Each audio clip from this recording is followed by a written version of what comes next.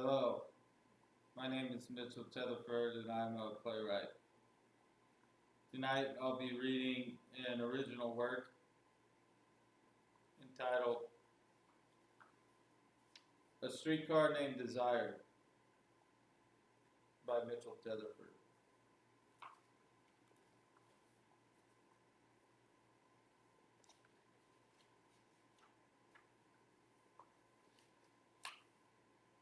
Scene 1.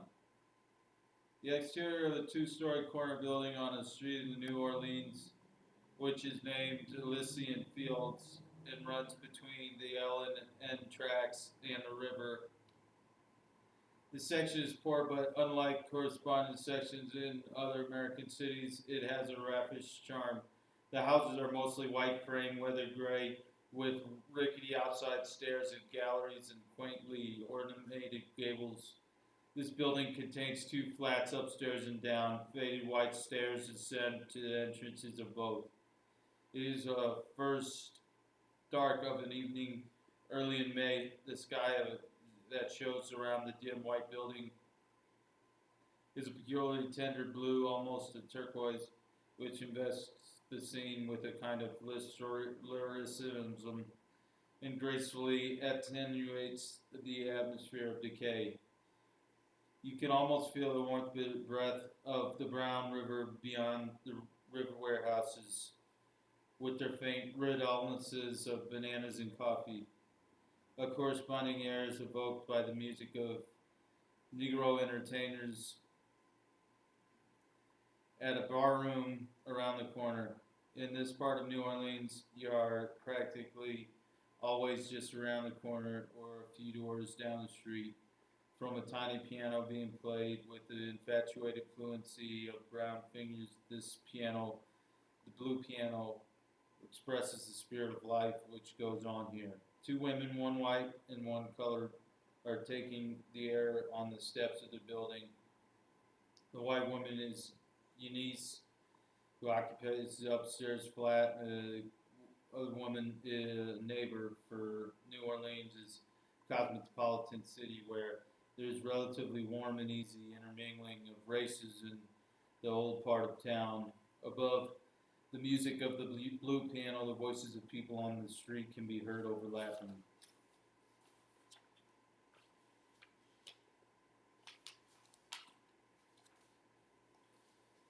Two men come around the corner, Stanley Kowalski and Mitch. They're about 28 or 30 years old, roughly dressed in blue denim work clothes. Stanley carries his bowling jacket and a red-stained package from a butcher's. They stop at the foot of the steps. Stanley bellowing. Hey there, Stella baby!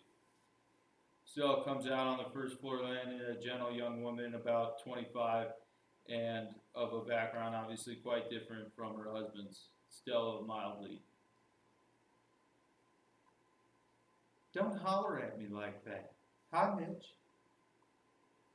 Catch. What? Me. B heaves a package at her. He heaves the package at her. She cries out in protest but manages to catch it, and then she laughs breathlessly. Her husband and his companion have already started back around the corner. Stanley, where are you going? Bowling. Can I come watch? Come on. He goes out.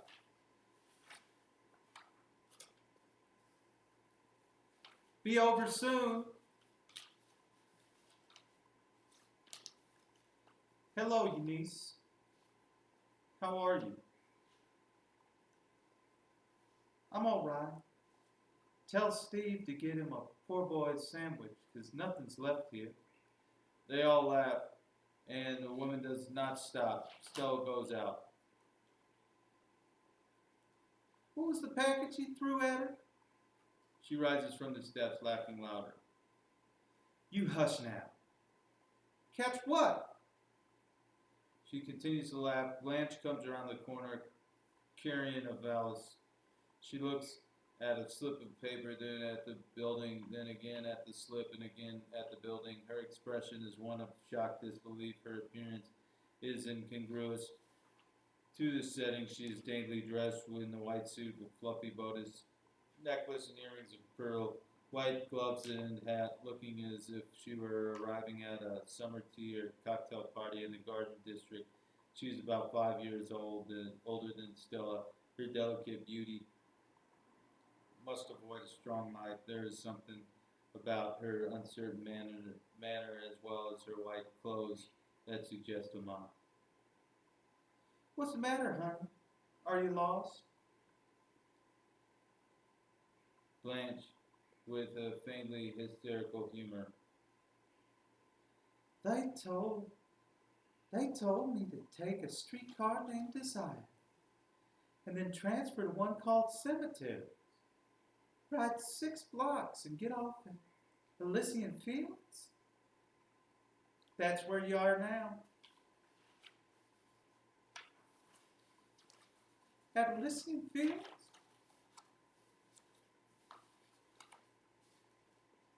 This here's Elysian Fields. They mustn't have understood what number I wanted. What number are you looking for? Blanche warily refers to the slip of paper. 632.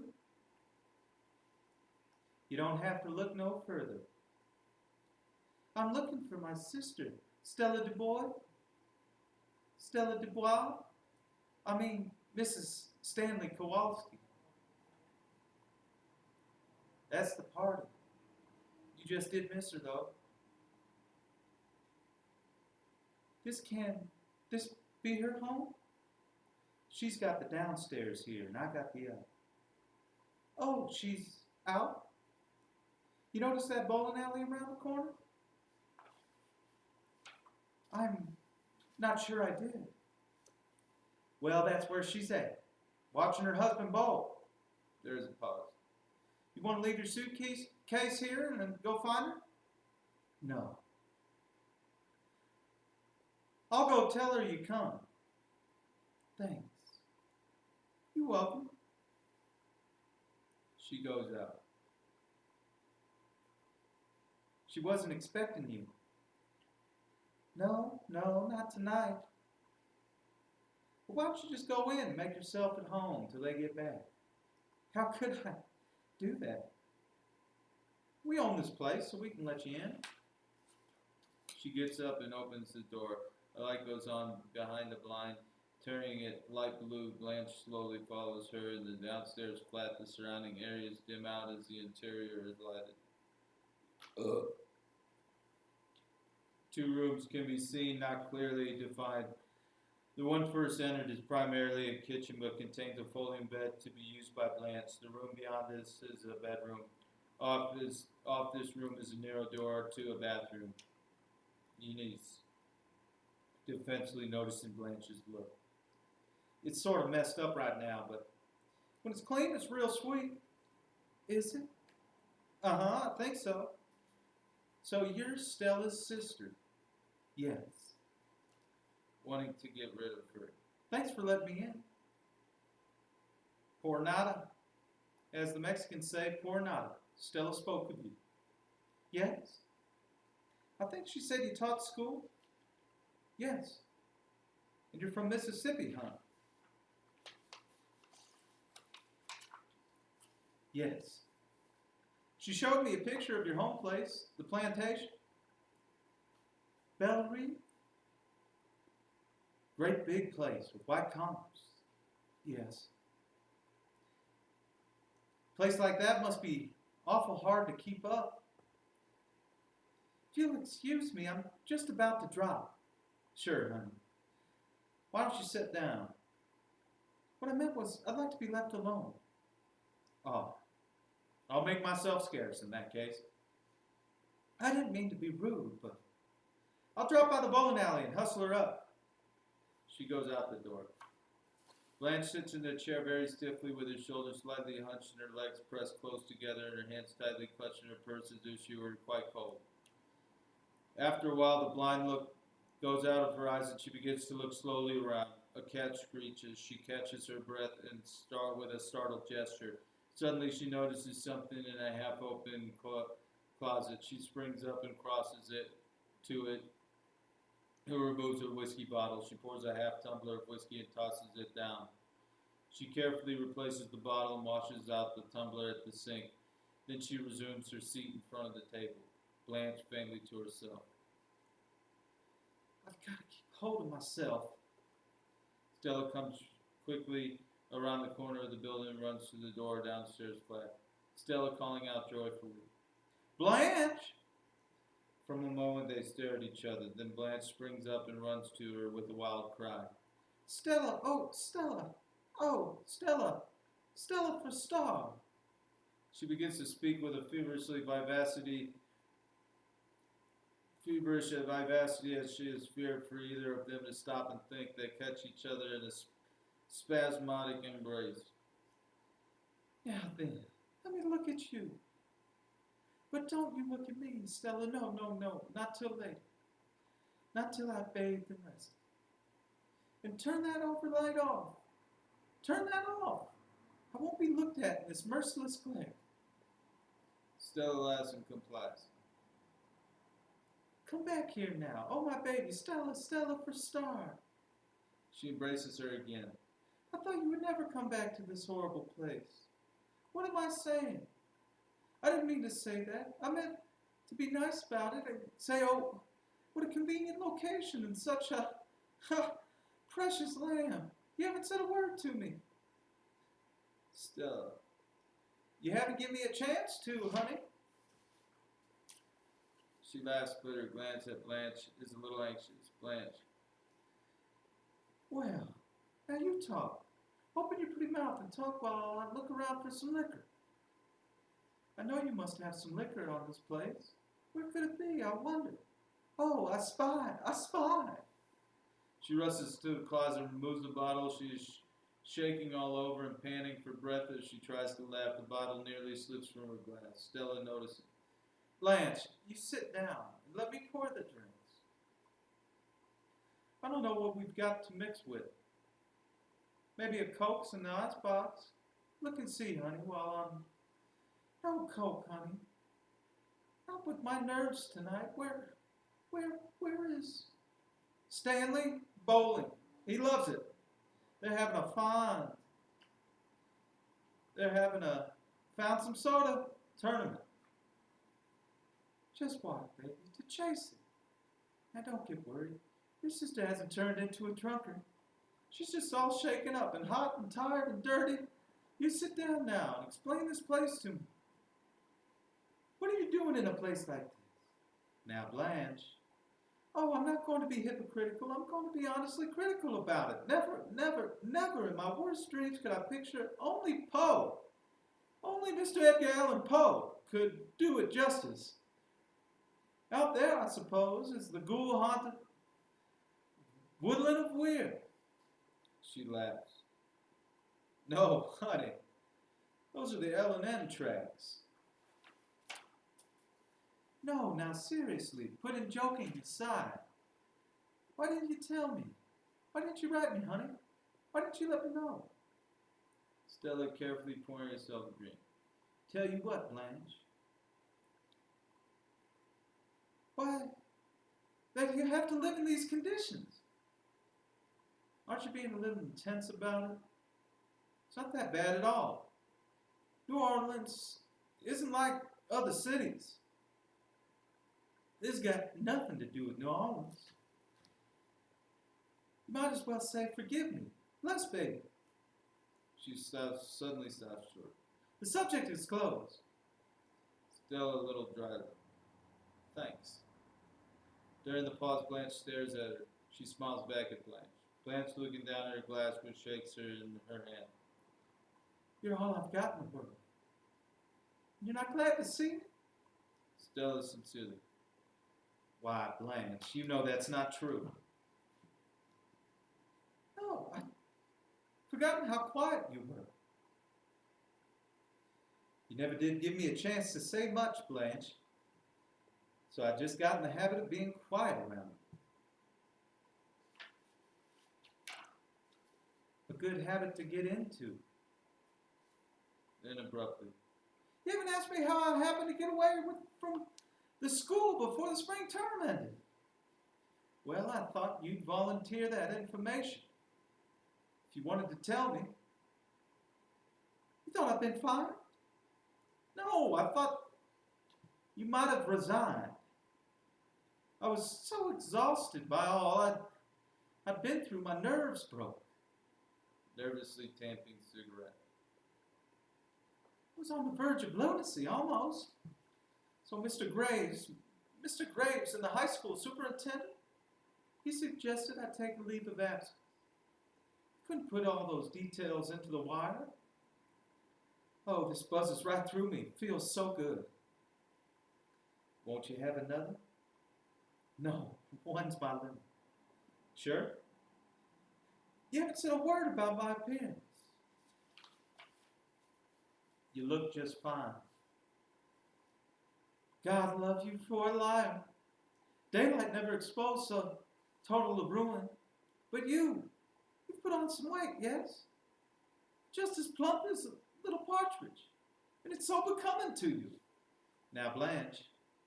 Yes, it is, or I wouldn't say it. You just have to watch around those hips a little. Stand up. Not now. You hear me? I said stand up. You messy child, you split something on a pretty white lace collar. About your hair.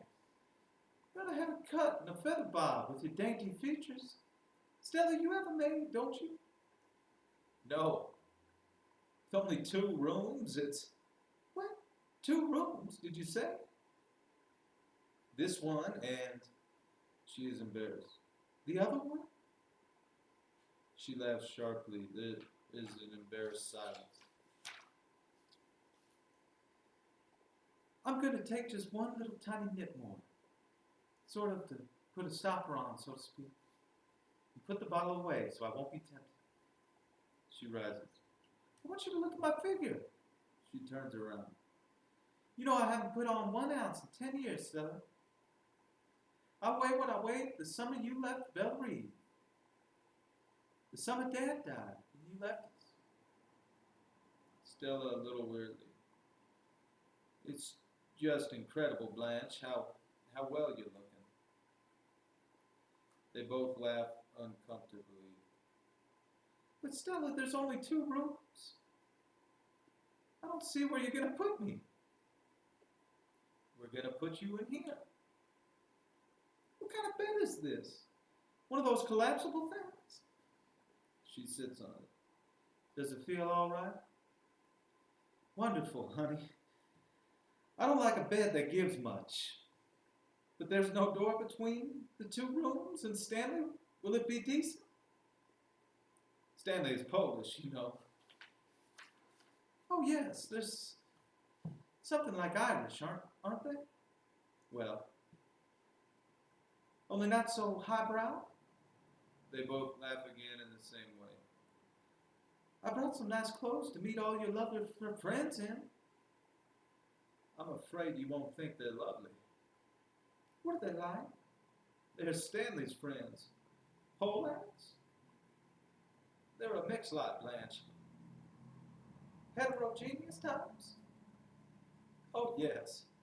Yes, types is right. Well, anyhow, I brought nice clothes and I'll wear them. I guess you're hoping I'll put up a hotel, at a hotel. But I'm not going to put up at a hotel. I want to be near you. Got to be with somebody. I can't be alone. Because, as you must have noticed, I'm not very well. Her voice drops and her look is frightened. You seem a little bit nervous or overwrought or something. Will Stanley like me? Will I just be a visitor-in-law, Stella? I couldn't stand it. You'll get along fine together. You'll just try not to, well, compare him with men that went out with at home. We went out with at home. Is he so different? Yes, a different species. In what way? What's he like? Oh, you can't describe someone you're in love with. Here's a picture of him. She hands a photograph to Blanche. An officer. A master sergeant in the engineers corps. Those are decorations. He had those on when you met him? I assure you I wasn't just blinded by all the brass. That's not what I... But of course, there were things to adjust myself to later on. Such as his civilian background? Stella laughs uncertainly. How did he take it when you said I was coming? Oh, Stanley doesn't know it yet. You haven't told him? He's on the road a good deal. Oh, Travis? Yes. Good. I mean, I can hardly stand it when he's away for a night. Why, Stella? When he's away for a week, I nearly go wild. Gracious. When he comes back, I cry on his lap like a baby. She smiles to herself. I guess that's what is meant by being in love. Stella looks up with a radiant smile. Stella? What? I haven't asked you things you probably thought I was going to ask, and so I'll expect you to be understanding about what I have to tell you. What, Blanche? Her face turns anxious. Well, Stella, you're going to reproach me. I know you're bound to reproach me, but before you do, take into consideration you left. I stayed. I struggled. You came to New Orleans and looked out for yourself. I stayed in Bellerive and tried to hold it together. I'm not meaning this in any reproachful way, but all the burden descended on my shoulders. The best I could do was make my own living, Blanche. Blanche begins to shake again with intensity.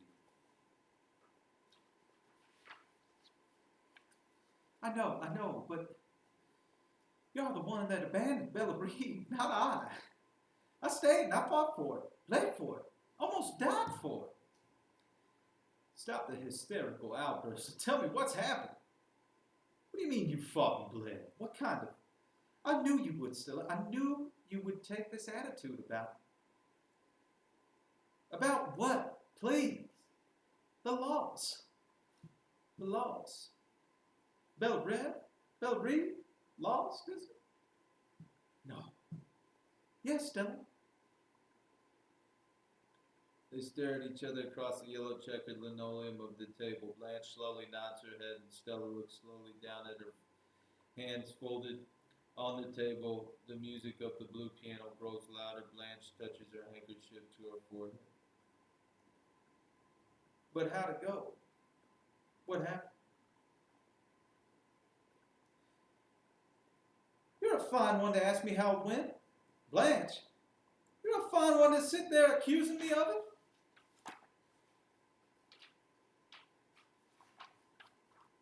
Blanche, I took the blows in my face and my body, all of those deaths. The long parade to the graveyard. Father, Mother, Margaret, that dreadful way, so big with it, couldn't be put in a coffin, but had to be burned like rubbish. You just came home in time for the funeral, Stella. And funerals are compared to deaths. Are pretty compared to deaths. Funerals are quiet, but deaths not always. Sometimes their breathing is hoarse. Sometimes it rattles. Sometimes they even cry out to you, don't let me go. Even the old sometimes say, don't let me go. As if you were able to stop them. But funerals are quiet with pretty flowers. And oh, what gorgeous boxes they pack them away in. Unless you were there at the bed when they cried out, hold me, you never suspected there was a struggle for breath and bleeding. You didn't dream, but I saw. Now you sit here telling me with your eyes that I let the place go? How in the hell do you think all that sickness and dying was paid for? Death is expensive, Miss Stella. And old cousin Jessie's right after Margaret's? Hers? Why, the Grim Reaper had to put his tent on our doorstep, Stella. Bella Reeve was his headquarters. Honey, that is how it slipped through my fingers. Which of them left us for a fortune? Which of them left a cent of insurance even? Only poor Jess had $100 to pay for a coffin. That was all, Stella. And I with my pitiful salary at the school? Yes, excuse me, accuse me. Sit there and stare at me, thinking I let the place go. I let the place go? Where were you? In bed with your Polak.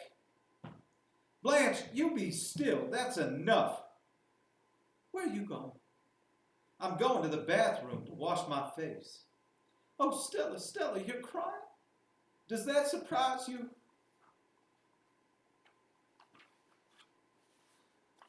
Forgive me, I didn't mean to. The sound of men's voices is heard. Stella goes into the bathroom, closing the door behind her. When the men appear and Blanche realizes it must be Stanley returning, she moves certainly from the bathroom door to the dressing table, looking apprehensively toward the front door. Stanley enters, followed by Steve and Mitch. Stanley pauses near his door. Steve by foot of the spiral stair, and Mitch is slightly above, to the right of him, about to go out. As the men enter, we hear some of the following dialogue. Is that how he got it? Sure, that's how he got it. He hit the old Weatherbird for $300 on a 6-number ticket. Don't tell him those things. He'll believe it. Mitch starts out. Stanley restraining Mitch. Hey, Mitch, come back here. Blanche, at the sound, voices retires in the bedroom. She picks up Stanley's photo off the dressing table, looks at it, puts it down. When Stanley enters the apartment, she darts and hides behind the screen at the head of the bed. Steve to Stanley and Mitch. Hey, are we playing poker tomorrow? Sure, Mitch's. Mitch, hearing this, returns quickly to the stairwell. No, not at my place. My mother's still sick. Okay, my place. Mitch starts out again. But you bring the beer. Mitch pretends not to hear, calls out, good night all, and goes out singing. Eunice's voice is heard above. Break it up down there. I made the spaghetti dish and ate it myself. Steve going upstairs. I told you. He phoned you. He was playing. To the men. Jack's beer. Eunice. You never phoned me once. I told you at breakfast. And phoned you at lunch. Well, never mind about that. You just get yourself phone here once in a while. You want it in the papers? More laughter and shouts of parting come from the men. Stanley throws the screen door of the kitchen open and comes in. He is of the medium height, about 5 feet 8 or 9, and strongly, compactly built. Animal joy is in his being is implicit in all his movements and attitudes. Since earliest manhood, the center of his life has been pleasure with women, the giving and taking of it, not with weak indulgence, dependency, but with the power of pride of a richly feathered male bird among hens. Branching out from this complete and satisfying center are all the auxiliary channels of his life, such as his hardiness with men, his appreciation of rough humor, his love of good drink and food and games, his car, his radio, everything that is his, that bears his emblem of a gaudy seed bearer. He sizes women up at a glance with sexual classifications, crude images flashing into his mind and determining the way he smiles at them. Blanche drawing involuntary back from his stare. You must be Stanley. I'm Blanche. Stella's sister? Yes. Hello. Where's the little woman? In the bathroom. Oh, I didn't know you were coming into town. Where are you from, Blanche? I live in Laurel. Yes, cross to the closet and remove the whiskey bottle. In Laurel, huh? Oh, yeah? Yeah, in Laurel, that's right. Not in my territory. Liquor goes fast in hot weather. He holds the bottle to the light to observe its depletion. Have a shot. No, I rarely touch it. Some people rarely touch it, but it touches them often. Ha ha! My clothes are sticking to me. You mind if I make myself comfortable? He starts to remove his shirt. Please do. Be comfortable is my motto. It's mine too. It's hard to say looking fresh. I haven't washed or even powdered my face, and here you are. You know you can catch a cold sitting around in damp things, especially when you've been exercising hard like bowling is. You're a teacher, aren't you? Yes. What do you teach, Blanche? English. I never was very good English student. How long are you here for, Blanche? I don't know yet. You going to shack up here? I thought I would if it's not inconvenient for you all. Good. Traveling wears me out. Well, take it easy. A cat screeches near the window. Blanche springs up. What's that? Cats.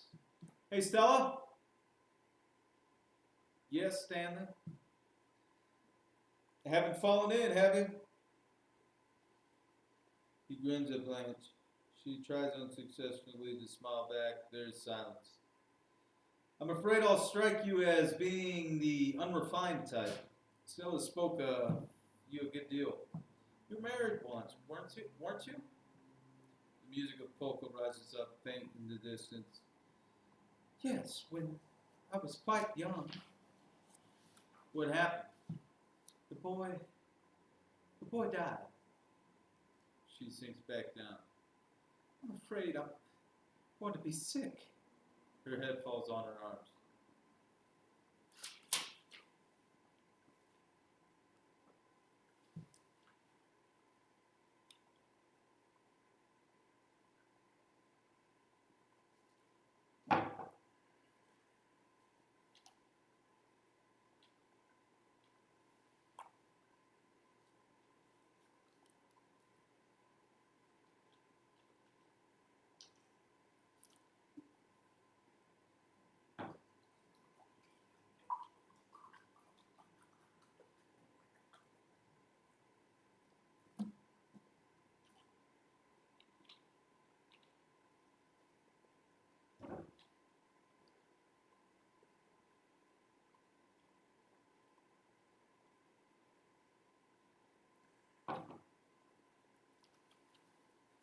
Scene 2. It is 6 o'clock the following evening. Blanche is bathing. Stella is completing her toilet. Blanche's dress, a flowered print, is laid out on Stella's bed. Stanley enters the kitchen from outside, leaving the door open on the perpetual blue piano around the corner. What's all this monkey doings? Oh, Stan.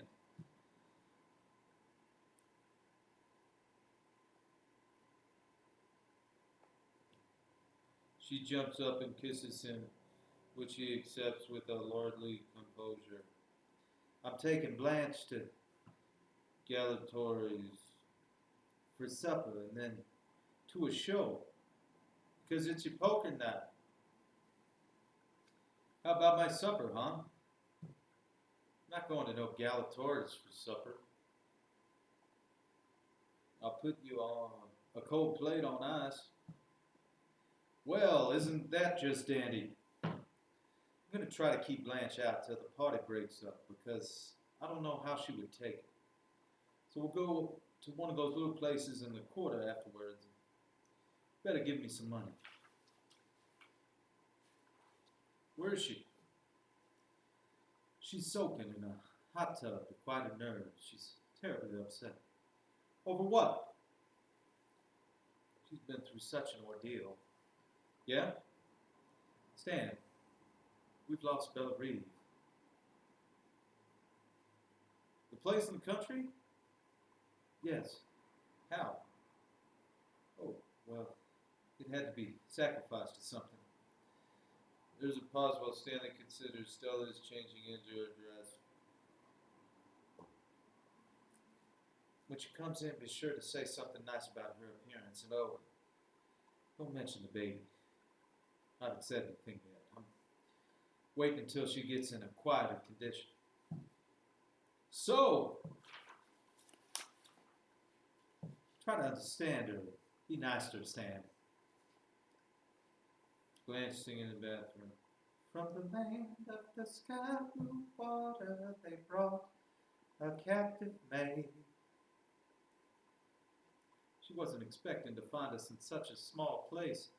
You see, I tried to gloss things over a little in my letters. So, admire her dress and tell her she's looking wonderful. That's important with Blanche, her little weakness. Yeah, I get the idea. Now let's get back to where you said the country place was disposed of. Oh, yes. How about that? Let's have a few more details on that subject. Not best to talk much about until she's calmed down. So that's the deal, huh? Sister Blanche cannot be annoyed by business details right now? You saw how she was last night. Uh-huh. I saw how she was. Let's have a gander at the bill of sale. I haven't seen it. She didn't show you no papers? No deed of sale or nothing like that, huh? Seems like it wasn't sold. Well, what in the hell was it then? Given away to charity? Shh, she'll hear you. I don't care if she hears me. Let's see the papers. There weren't any papers. She didn't show any papers. I don't care about papers.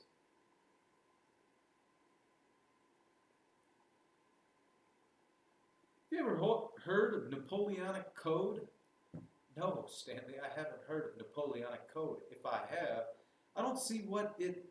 Let me enlighten you on a point or two, baby. Yes? In the state of Louisiana, we have the Napoleonic Code, according to which what belongs to the wife belongs to the husband, and vice versa. For instance, if I had a piece of property, or you had a piece of property, my head is swimming. All right, I'll wait till she gets through soaking in a hot tub, and then I'll inquire if she is acquainted with Napoleonic Code. Looks to me like you've been swindled, baby.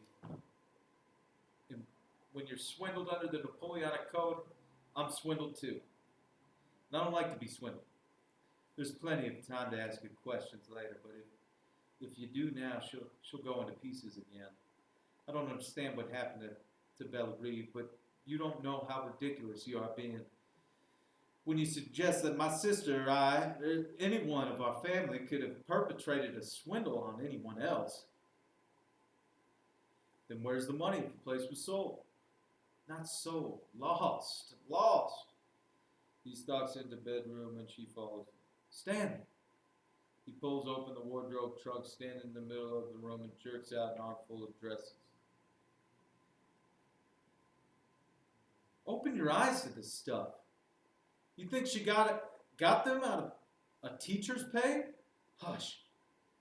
Look at these feathers and furs, and she come here to preen herself in? What's this here? A solid gold dress, I believe. In this one. What is these here? Fox pieces? He blows on them. Genuine fox fur pieces a half-mile long? Where are your fox pieces, Stella? Bushy snow white ones, no less. Where are your white fox pieces? Those are inexpensive summer furs that Blanche has had a long time. I got an acquaintance who deals in this sort of merchandise. I'll have him in here to appraise it. I'm willing to bet you there's thousands of dollars invested in this stuff here. Don't be such an idiot, Stanley. He hurls the furs on the daybed, then he jerks open a small drawer in the trunk and pulls up a fistful of costume jewelry. And what have we here? A treasure chest of a pirate? Oh, Stanley. Pearls, ropes of them. What is this, your sister of yours? A deep-sea diver who brings up sunken treasure? Or is she the champion safecracker of all time? Bracelets of solid gold, too? Where are your pearls and gold bracelets? Shh! Be still, Stanley. And diamonds. A crown for an empress. A rhinestone tiara she wore to a costume ball. What's rhinestone? Next door to glass. Are you kidding me? I have an acquaintance that works at a jewelry store. I'll have him in here to make an appraisal of this. Here's your plantation, or what was left of it, here. You have no idea how stupid and horrid you're being. Now close that trunk before she comes out of the bathroom. He kicks the trunk partly closed and sits on the kitchen table. The Kowalskis and the Dubois have different notions. Indeed they have. Thank heavens. I'm going outside. She snatches up her white hat and gloves and crosses to the outside door. You come out with me while Blanche is getting dressed. Since when do you give me orders? Are you going to stay here and insult her? You damn tootin', I'm going to insult her. I'm going to stay here. Stella goes out to the porch. Blanche comes out of the bathroom in a red satin robe. Hello, Stanley. Here I am. All freshly bathed and scented. And feeling like a brand new human being. He lights a cigarette. That's good. Blanche drawing the curtains of the windows. Excuse me while I slip on my pretty new dress. Go right ahead, Blanche. She closes the drapes between the rooms. I understand there's a little card party to which we ladies are cordially not invited. Yeah? Blanche throws off her robe and slips into a flowered print dress. Where's Stella? Out on the porch. I'm going to ask a favor of you in a moment. What could that be, I wonder? Some buttons and back. You may enter. Crosses through the drapes with a smoldering look. How do I look? You look all right. Many thanks. Now the buttons. I can't do nothing with it.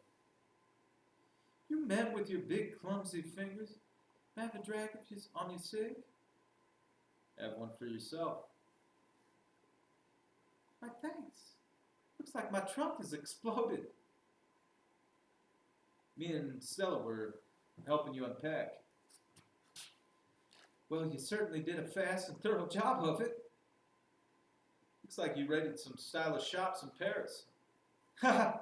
Yes, clothes are my passion. What does it cost for a string of fur pieces like that? Why, those were a tribute from an admirer of mine. You must have had a lot of admiration. Oh, in my youth I excited some admiration. But now look at me. She smiles at him radiantly. You think it possible that I was once considered to be attractive? Your looks are okay.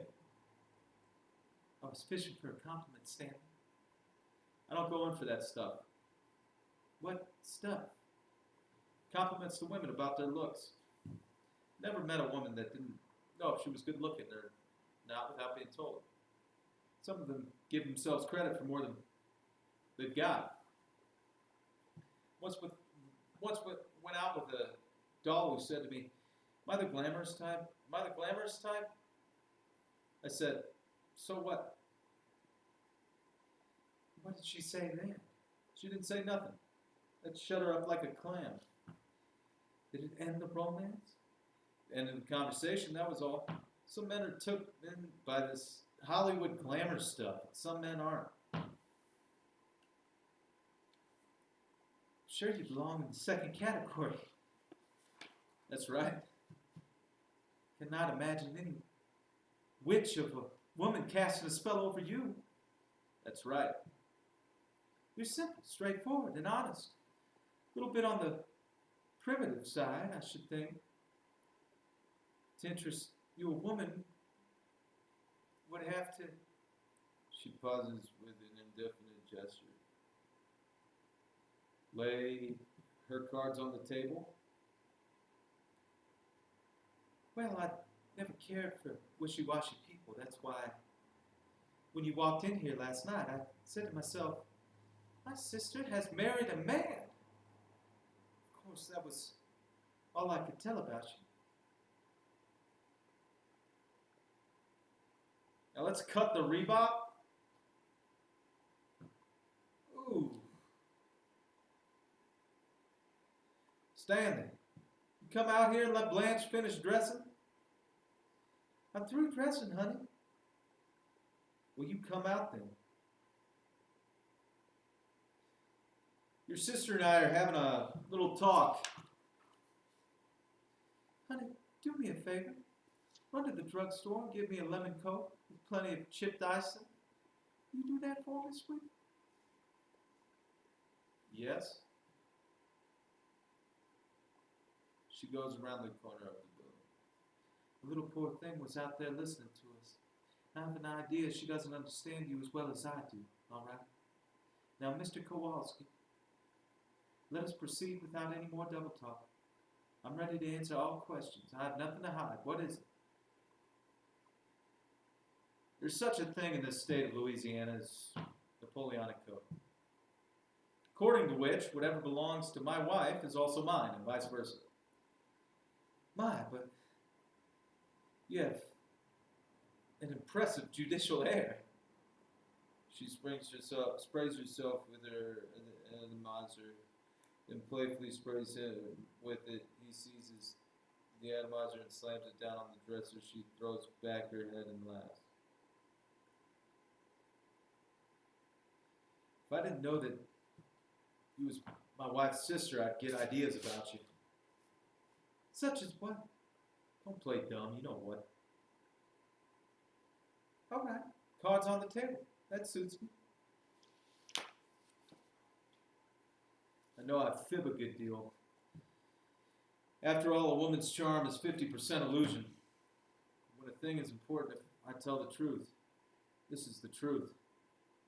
I haven't cheated on my sister or you or anyone else as long as I've lived. I know I fib. Sorry. I know I fib a good deal. After all, a woman's charm is 50% illusion. But when a thing is important, I tell the truth. This is the truth. I haven't cheated on my sister or you or anyone else as long as I've lived. Where's the papers? In the trunk? Everything I own is in that trunk. Stanley crosses to the trunk. She shoves it roughly open and begins to open compartments. What in the name of heaven are you thinking of? What's in the back of that little boy's mind of yours? That I'm absconding with attempted some kind of treachery on my sister? Let me do that. It will be faster and simpler. She crosses the trunk and takes out a box.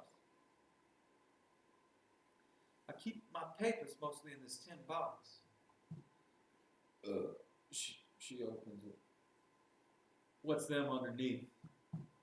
He indicates another sheaf of papers.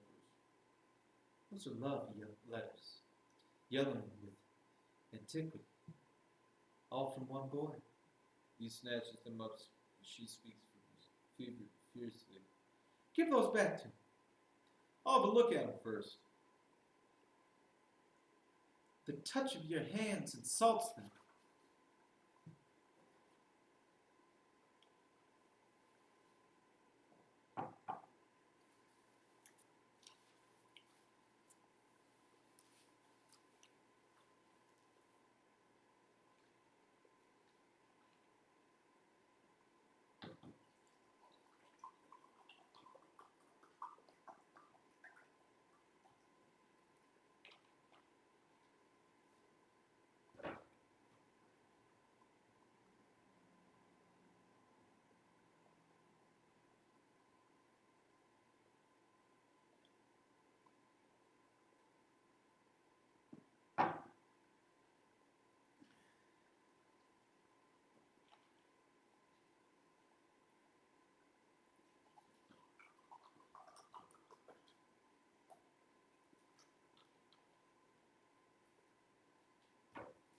Don't pull that stuff.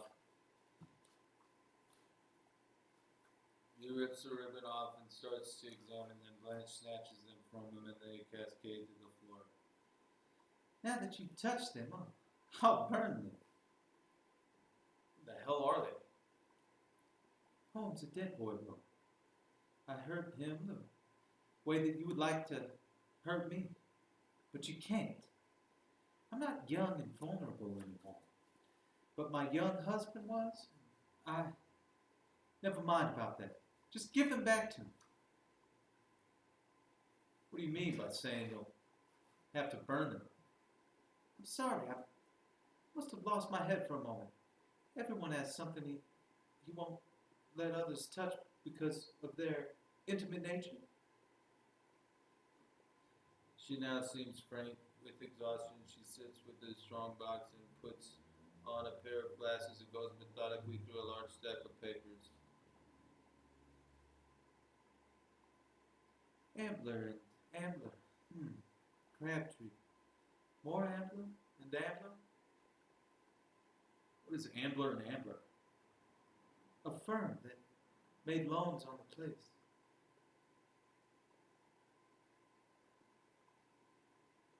Then it was lost on a mortgage?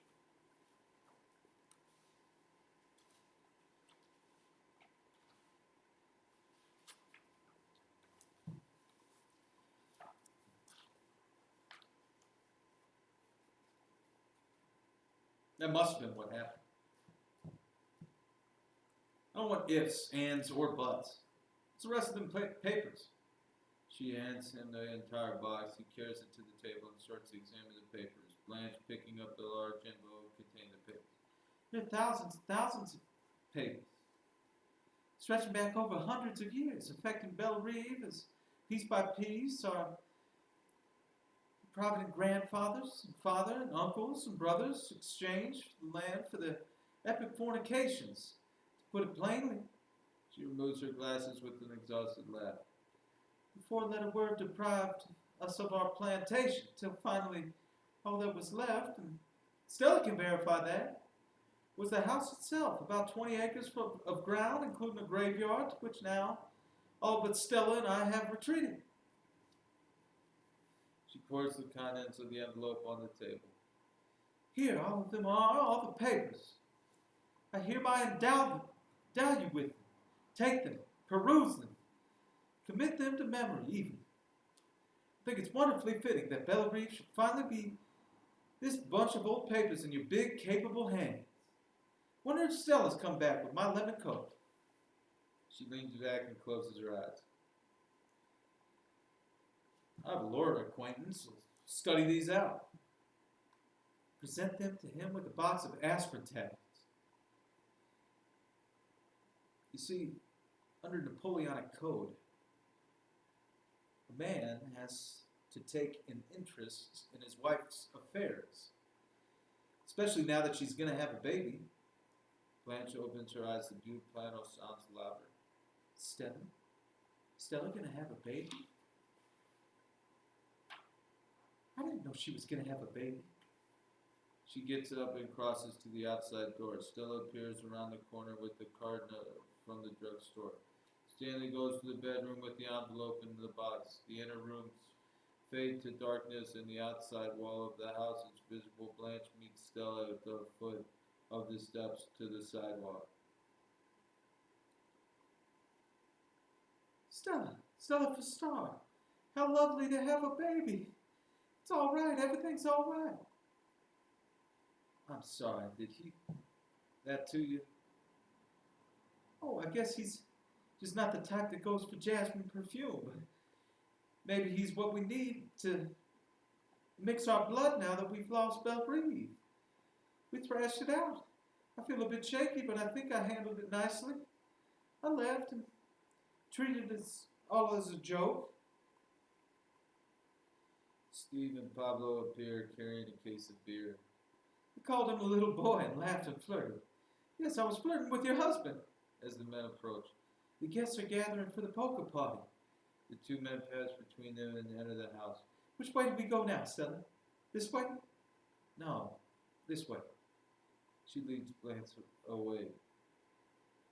The blind are leading the blind. Tamale vendor is heard calling. Red hot!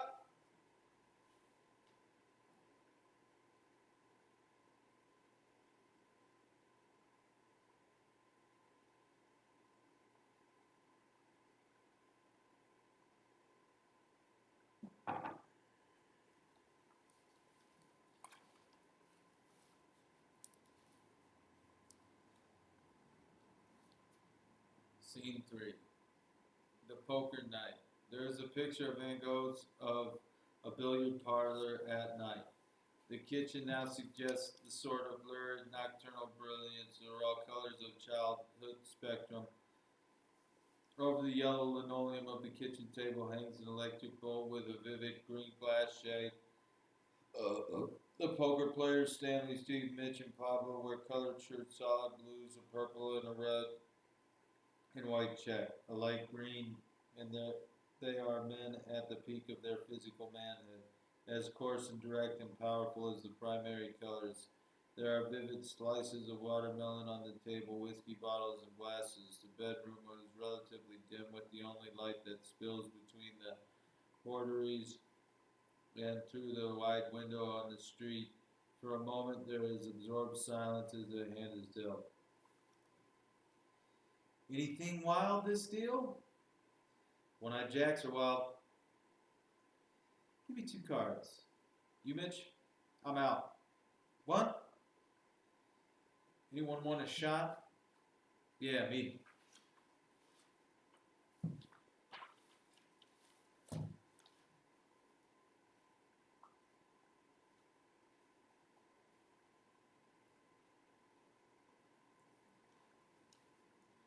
Why don't you go to the store and bring back a load of chop suey? When I'm losing, you want to eat? Ante up. Openers? Openers? Get your ass off the table, Mitch. Nothing belongs on a poker table but cards, chips, and whiskey. He lurches up and tosses some watermelon rinds onto the floor.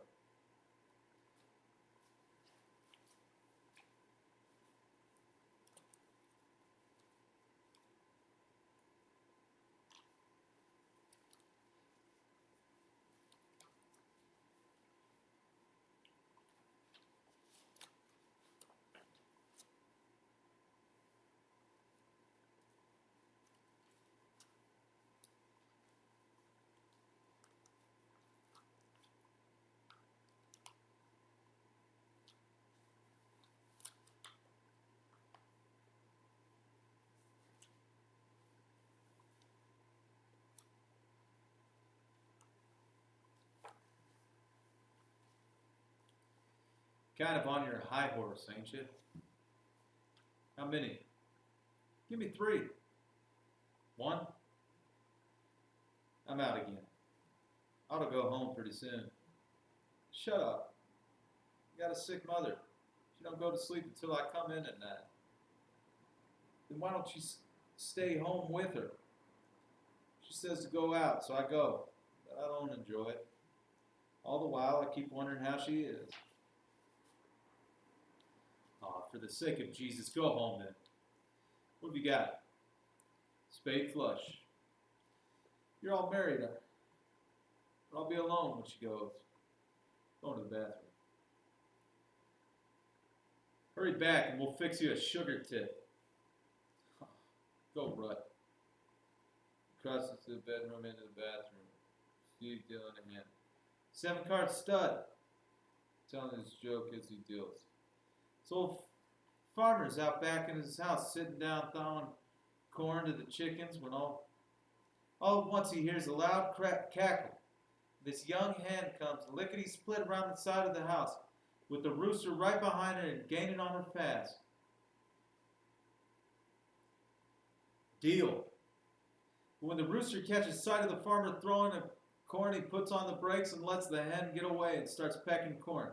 The old farmer says, Lord God, I hopes I never gets hungry. Steve and Pablo laugh. The sisters appear around the corner of the building. The game's still going on. How do I look? Lovely, Blanche. I feel so hot and frazzled. Wait till I powder before you open the door. Do I look done in? Why, no. You're as fresh as a daisy. One that's been picked a few days? Stella opens the door and they enter. Well, well, well. I see you boys are still at it. Where you been? Blanche and I took in a show. Blanche, this is Mr. Gonzalez and Mr. Hubble. Please don't get up. Nobody's going to get up, so don't be worried. How much longer is this game going to continue? Till we get ready to quit. Poker is so fascinating. Could I convince? You could not. Why don't you women go up and sit with your niece? Because it's nearly 2:30. Blanche crosses into the bedroom, partially closes the portieres. Could you call it quits after one more hand? Chair scrapes. Stanley gives a loud whack of his hand on her thigh. That's not fun, Stanley. The men laugh. Stella goes into the bedroom. Makes me so mad when he does that in front of people. I think I've obeyed. Again? My nerves are in knots. Is the bathroom occupied? I don't know.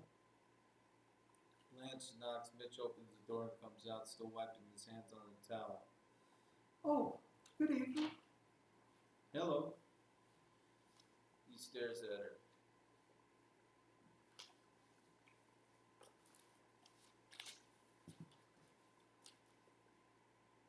Blanche, this is Harold Mitchell, my sister Blanche Dubois. Mitch with awkward courtesy. How do you do, Miss Dubois? How's your mother-in-law now, Mitch? About the same, thanks. She appreciated you sending over that custard. Excuse me, please. He crosses slowly back into the kitchen, glancing back at Blanche and coughing a little shyly. He realizes he still has the towel in his hands, and with an embarrassed laugh hands it to Stella. Blanche looks after him with certain interest. That one seems superior to others. Yes, he is. I thought he had sort of a sensitive look. His mother is sick. Is he married? No. Is he a wolf? Why, Blanche, I don't think he would be. What does he do? She is unbuttoning her blouse.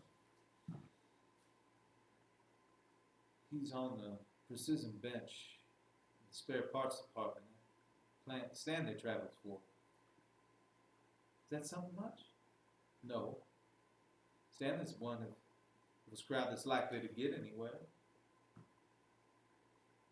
What makes you think Stanley will? Look at it. I've looked at it.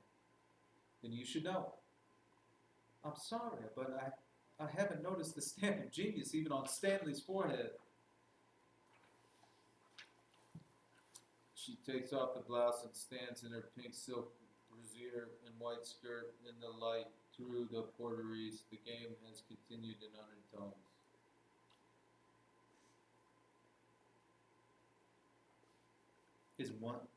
It isn't one on his forehead. It isn't genius. Oh, well, what is it and where? I would like to know.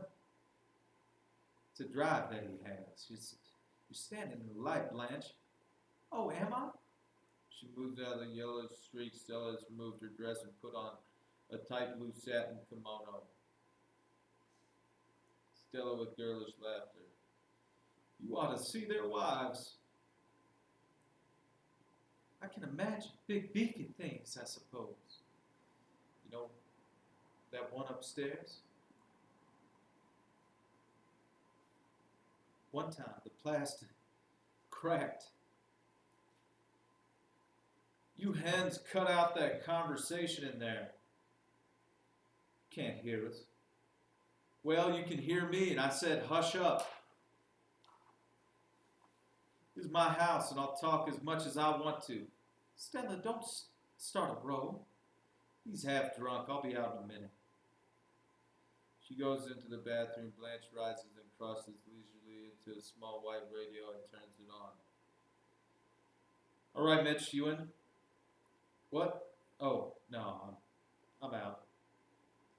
Blanche moves back into the streak of light. She raises her hands, arms, and stretches, and she moves indolently back to the chair. Roomba music comes over the radio. Mitch rises at the table. Turn that on in there. I did. Do you mind? Turn it off. Oh, let the girls have their music. Sure, that's good. Leave it on.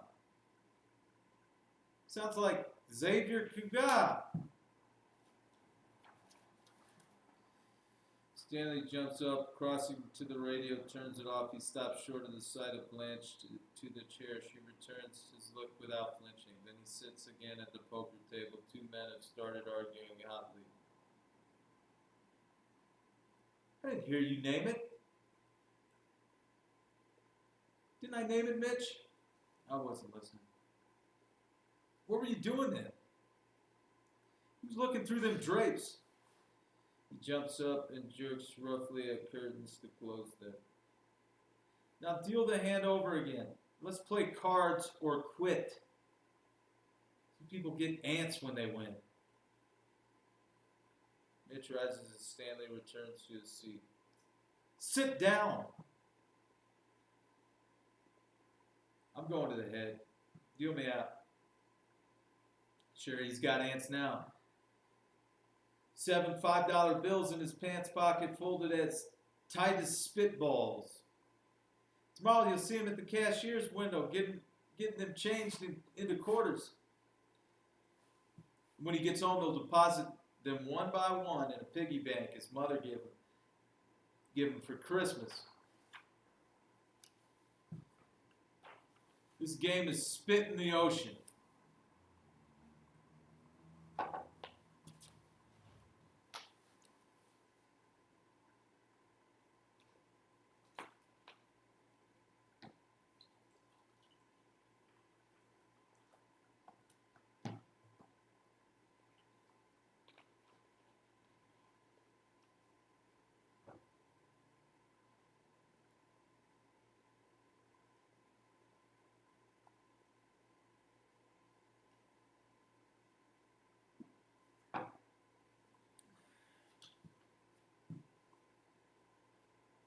Mitch laughs uncontrollably and continues through the portieres. He stops just inside. Hello, the little boy's room is busy right now. We've been drinking beer. I hate beer. Ugh. It's a hot weather drink. Oh, I don't think so. It always makes me warmer. You got any cigs? She has slipped on the dark red satin wrapper. Sure. What kind are they? Lucky's. Oh, good. What a pretty case, Sylvia. Yes, yes. Read the inscription. Oh, is there an inscription? I can't make it out. He strikes a match and moves closer. Oh. And if God choose, I shall but love thee better after death. Why, that's from my favorite sonnet by Miss Brown. You know it? Certainly I do. There's a story connected with that inscription. It sounds like a romance. Pretty sad one. Oh, the girl's dead now. Blanche in a tone of deep sympathy. Oh. She knew she was dying when she gave this to me. Very strange girl, very sweet, very. She must have been fond of it. Sick people have such deep, sincere attachments. That's right, they certainly do. Sorrow makes for sincerity, I think. Sure brings it out in people. The little there is belongs to people who have experienced some sorrow.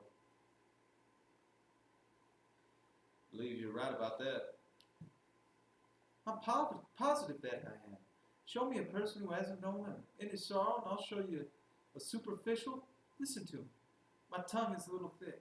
You boys are responsible for it. The show let out at 11. We couldn't come home on account of the poker game, so we had to go somewhere and drink. And I'm not accustomed to having more than one drink. 2 is the limit. And 3. Tonight I had 3. Mitch! Deal me out. I'm talking to Miss Dubois. Miss Dubois? It's a French name. Means woods. Blanche means white. So together mean white woods, like an orchard in spring. You can remember it by that. You're French? We are French by extraction. Our first American ancestors were French. Huguenots. You're Stella's sister, are you not? Yes, Stella is my precious little sister. I call her little in spite of the fact that she's somewhat older than I am. Just slightly, less than a year. Will you do something for me? Sure, what? Bought this adorable little colored paper lantern at a Chinese shop on Bourbon. Put it over the light bulb, will you please? Be glad to. Can't stand a naked light bulb any more than I can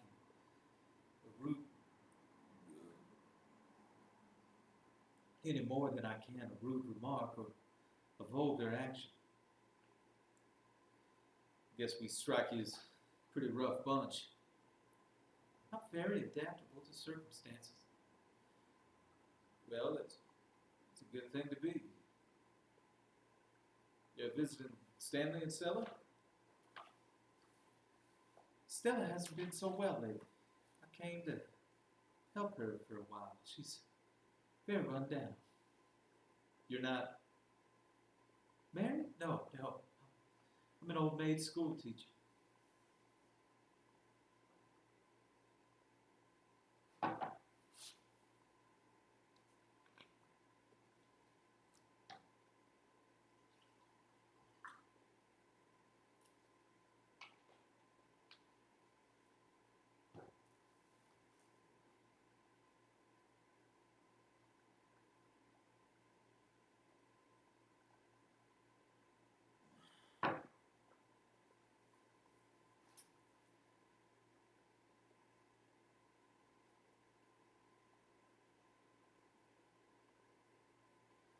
You may teach school, but you're certainly not an old maid. Thank you, sir. I appreciate your gallantry. So you are in the teaching profession? Yes, yes. Grade school or high school or? Mitch! Coming. Gracious, what lung power. I teach high school in Laurel. What do you teach? What subject? Yes. I bet you teach art or music. Of course, I could be wrong. You might teach arithmetic. Never arithmetic, sir. Never arithmetic. I don't even know my multiplication tables. No. I have the misfortune of being an English instructor. I attempt to instill a bunch of Bobby Soxers and drugstore Romeos with reverence for Hawthorne and Whitman and Poe. I guess some of them are more interested in other things. How very right you are. Their literary heritage is not what most of them treasure above all else. They're sweet things, and in the spring it's touching to notice them making their first discovery of love, as if nobody has ever known it before. The bathroom opens and Stella comes out. Blanche continues talking to Mitch. Oh, have you finished? Wait. I'll turn on the radio. She turns the knobs on the radio and begins to play Wine, Wine, Near, Do All In. Blanche waltzes to the music with romantic gestures. Mitch is delighted and moves in awkward imitation like a dancing bear. Stanley stalks fiercely through the portieres into the bathroom. He crosses the small white radio and snatches it off the table with a shattered oath. He tosses the instrument out the window.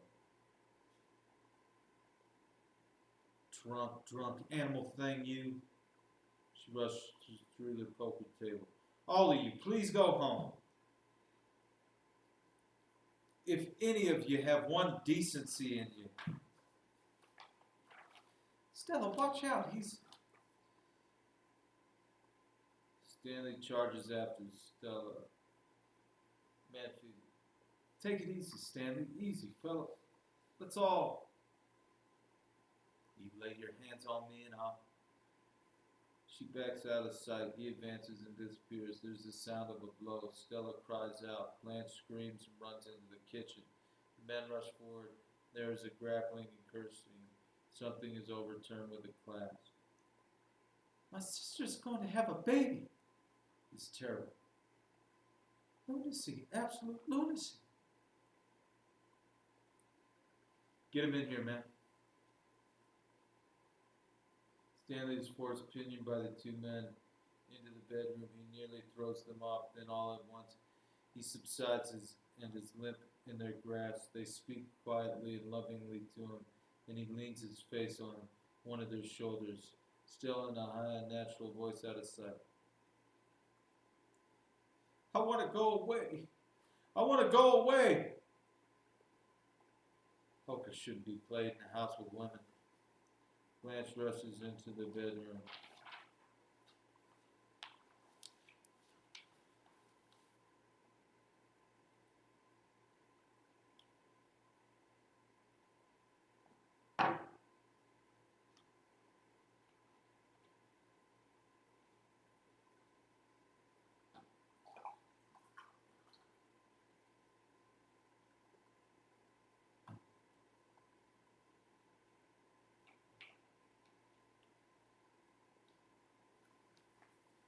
Where's the clothes? I've got him.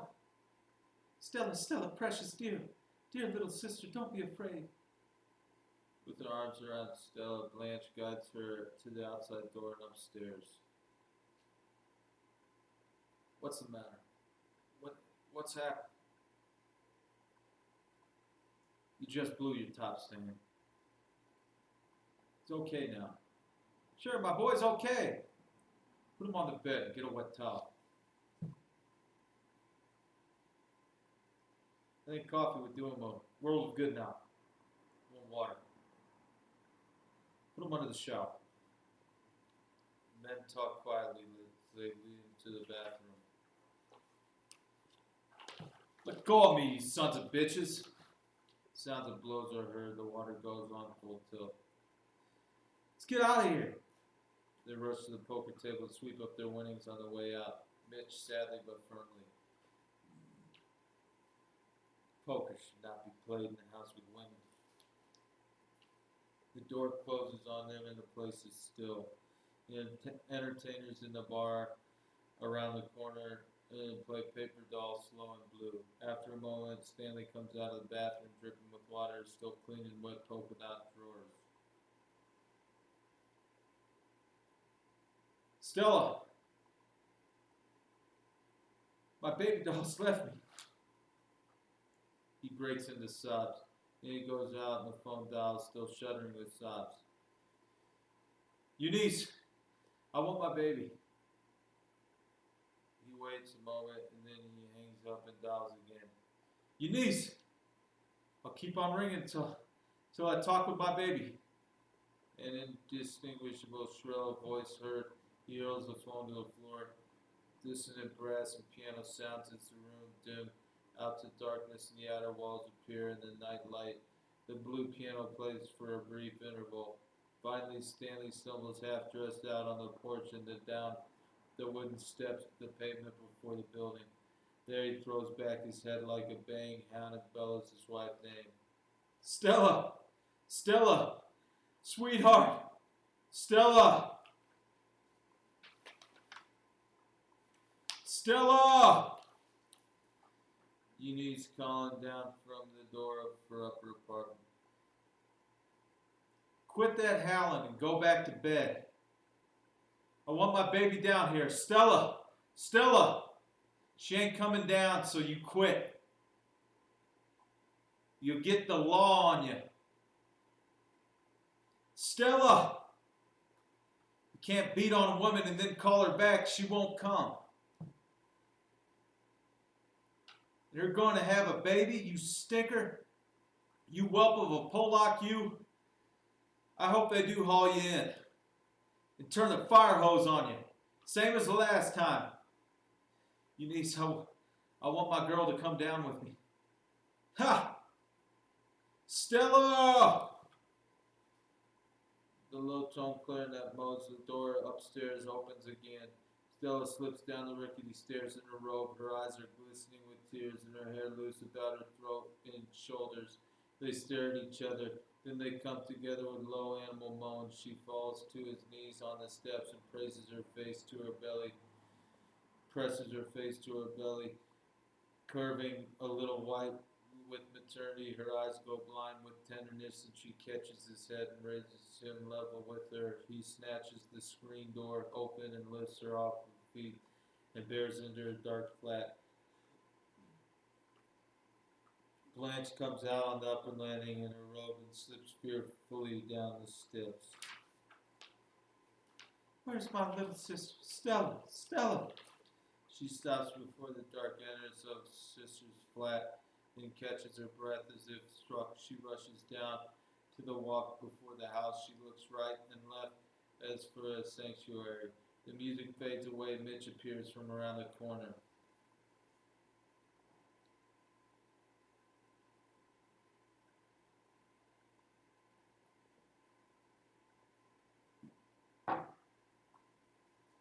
Mr. Bois? Oh. All quiet on the Potomac now. Now? She ran downstairs and went back in there with me. Sure she did. I'm terrified. Oh, it's nothing to be scared of. We're crazy about each other. I'm not used to such nonsense. Shame this had to happen when you just got here, but don't take it serious. Violence is so...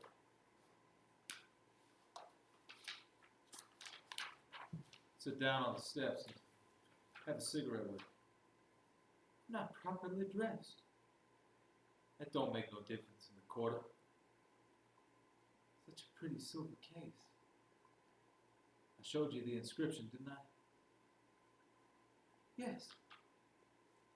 During the pause, she looks up at the sky. There's so much confusion in the world.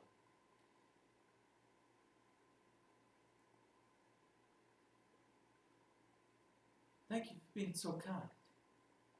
I need kindness now.